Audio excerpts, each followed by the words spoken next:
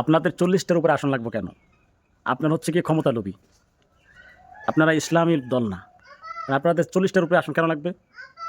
এখন প্রশ্ন হচ্ছে, আচ্ছা, ইসলামী আন্দোলন বাংলাদেশের না হয় 40টা আসনের উপরে নিলে তারা লোভী, ক্ষমতা লোভী, বা তারা জনপ্রিয়তা নাই, এই বিভিন্ন ধরনের অজুহাত দেখায় 40টার উপরে আসন দেওয়া যায় না, ঠিক না? তাহলে এখন আমি প্রশ্ন করি জামায়াত ভাইদেরকে যে আপনাদেরকে 190টা আসন কেন লাগবে? আপনাদের কি ক্ষমতার লোভ নাই?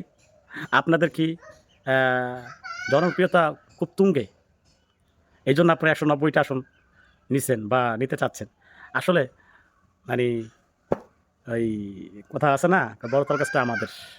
আপনারা আসলে ওই একটা কথা আগে একটা শর্ত দিয়ে নিছে, যেই দল থেকে প্রার্থী বেশি জয়লাভ করে সংসদে যাবে তাদের দল থেকেই প্রধানমন্ত্রী হবে। আসলে যে এই নেশা, এই লোভ তাদের জাগছে, এবং সেই নেশায় তারা আজকে প্রার্থী বেশি দিতে চাচ্ছে। আসলে সেই 190টা আসনে তারা কি আসলে জয়যুক্ত হয়ে আসতে পারবে? 190টা না, আমি যদি বলি হাতে গোনা আ আগে কত জোটগতভাবে ছিল হলো গিয়ে 18টা, এখন আর 2টা বাড়তে পারে। 20টা আসনের বেশি পাবে মানে পাবে বলে আমার মনে হয় না। তো এই যে এত লোভ, এত লোভ কেন? অমুক দলে 40টা আসনের বেশি কেন লাগবে? প্রশ্ন করেন। আপনাদের নিজেদেরকে প্রশ্ন করতে পারেন না? 190টা আসন কেন লাগবে? আপনারা নিজেদেরকে প্রশ্ন করতে পারেন না? হ্যাঁ? এগুলা কি? এগুলো মুনাফিকি ছাড়া আর কি? আপনাদেরকে কারা ডাকছে? কারা আপনাদেরকে ঢুকাইলো এই দলের ভিতরে? এই 11 দলের ভিতরে, 8 দলের ভিতরে কারা ঢুকাইছে? আপনাদের কোনো অস্তিত্ব ছিল? আপনাদের সাথে কেউ জোট করতো? যদি এই চরমনার পীর সাহেব তারা যদি এই আহ্বান না করতো, আপনাদেরকে কেউ ডাকতো? আপনাদের গায়ের ভিতরে কি তকমা আছে জানেন?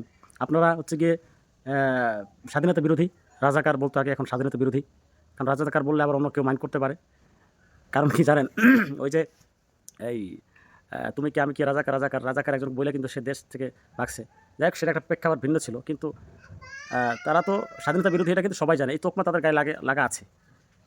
এই এই কলুষিত বা এই কালি নিয়ে কিন্তু আপনারা ভালো একটা সাইন করতে পারবেন এককভাবে, এটা মনে রাখেন। তো সেখানে আপনারা এত কথা কেন বলেন ভাই?